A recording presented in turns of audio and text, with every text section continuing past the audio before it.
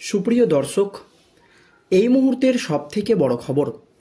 দর্শক, আর.জি. কর কাণ্ডে মহিলা চিকিৎসকের মৃত্যুর ঘটনাকে কেন্দ্র করে রাজ্য রাজনীতিতে ক্রমশই কোণঠাসা হয়ে পড়ছে রাজ্যের শাসক দল তৃণমূল কংগ্রেস।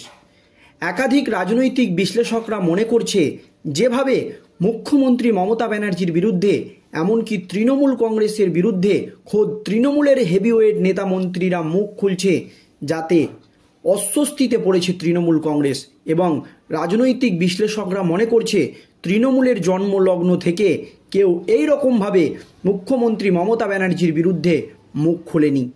দর্শক, আপনারা জানেন, এই আর.জি. কর কাণ্ডের প্রতিবাদে মুখ খুলেই বিস্ফোরক মন্তব্য করেছেন তৃণমূলের লোকসভার সাংসদ সুখেন্দু শেখর রায়, যার জেরে অস্বস্তিতে পড়েছিল রাজ্যের শাসক দল তৃণমূল কংগ্রেস। এর পরপরই আর.জি. কর কাণ্ডের প্রতিবাদে মুখ খুলেই বিস্ফোরক মন্তব্য করেছিলেন তৃণমূলের রাজ্যসভার সাংসদ শান্তনু সেন। এবং আপনারা জানেন, এই আর.জি. কর কাণ্ডের প্রতিবাদে বর্তমান রাজ্যসভার সাংসদ জহর সরকার পদত্যাগ করেছেন। খোদ মুখ্যমন্ত্রী মমতা ব্যানার্জি তাকে তার পদে থাকার জন্য অনুরোধ করেছেন। তারপরও জহর সরকার প্রকাশ্যে জানিয়েছেন যে তৃণমূলের বিরুদ্ধে বা শাসকের বিরুদ্ধে মানুষের ক্ষোভ এর আগে আমি কখনো দেখিনি, তাই এই পদে আমি থাকব না।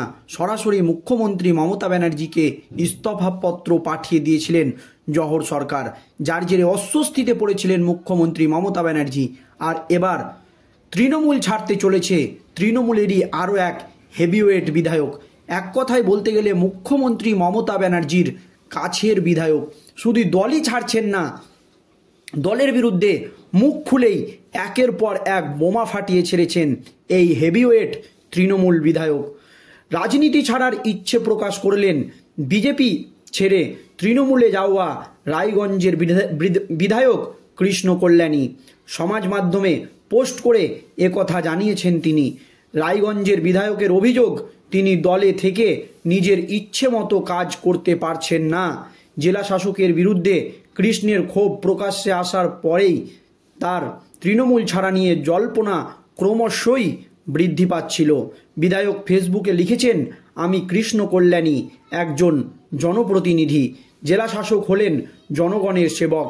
যদি পরিস্থিতি না বদলায় তাহলে আমি রাজনীতি ছাড়তে বাধ্য হব। আমি কোনো দলের হয়ে কাজ করব না। আমি স্বাধীনভাবে মানুষের পাশে থেকে তাদের সাহায্য করতে চাই। এই ভাষাতেই ক্ষোভ উগড়ে দেন তিনি। তার পরপরই আরও বিস্ফোরক হয়ে ওঠেন এই তৃণমূল বিধায়ক। কৃষ্ণ কল্যাণী পোস্টে লিখেন, মঙ্গলবার সমাজ মাধ্যমে কৃষ্ণের এই পোস্ট ঘিরে তৈরি হয়েছে রাজনৈতিক চাপান্তর। এর আগে গত 23শে আগস্ট সমাজ মাধ্যমে বিধানসভার পিটিশন কমিটির চেয়ারম্যান পদ থেকে ইস্তফা দেওয়ার কথা লিখেছিলেন কৃষ্ণ কল্যাণী তৃণমূল বিধায়ক। তারপরই গত 10ই সেপ্টেম্বর সেই পদ থেকে ইস্তফা দেন তিনি। এবার জেলা শাসকের সঙ্গে বিবাদের কারণে রাজনীতি ছাড়ার হুঁশিয়ারি দিলেন কৃষ্ণ কল্যাণী। প্রসঙ্গত, 2021 সালের বিধানসভা নির্বাচনের আগে তৃণমূল ছেড়ে বিজেপিতে গিয়ে রায়গঞ্জ থেকে প্রার্থী হন কৃষ্ণ। প্রায় 50,000 ভোটে জয়ী হন তিনি। কিন্তু ভোটের কয়েক মাস পরেই বিজেপি ছেড়ে তৃণমূলে যোগদান করেন।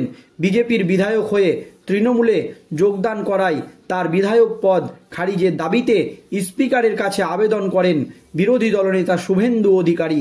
দীর্ঘ শুনানির পর বিধায়ক পদ থেকে সরে গিয়েছিলেন কৃষ্ণ। 2021 সালের বিধানসভা ভোটের পর কৃষ্ণনগর উত্তরের বিধায়ক মুকুল রায় তৃণমূলে যোগদান করলে তাকেও বিধানসভায় পাবলিক অ্যাকাউন্টস কমিটির চেয়ারম্যান করেছিলেন স্পিকার।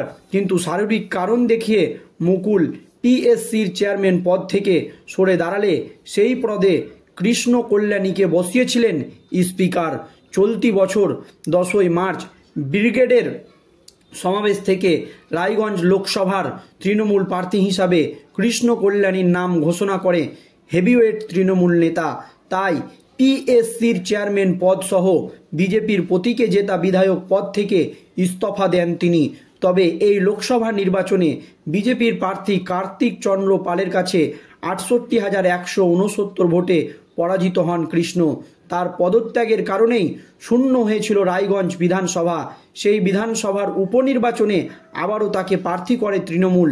লোকসভা ভোটে রায়গঞ্জে 46,000 ভোটে পিছিয়ে থাকা আসনে জয় পান প্রার্থী কৃষ্ণ।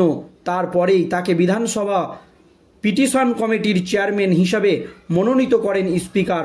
গত 10ই সেপ্টেম্বর বিধানসভার পিটিশন কমিটির চেয়ারম্যান পদ থেকেও ইস্তফা দেন কৃষ্ণ। পদ থেকে ইস্তফা দিয়ে শাসক শিবিরকে কিছুটা হলেও অস্বস্তিতে ফেলেছিলেন কৃষ্ণ কল্যাণী। আর এবার সরাসরি তৃণমূল ছাড়ার কথা ঘোষণা করলেন তিনি। ধন্যবাদ।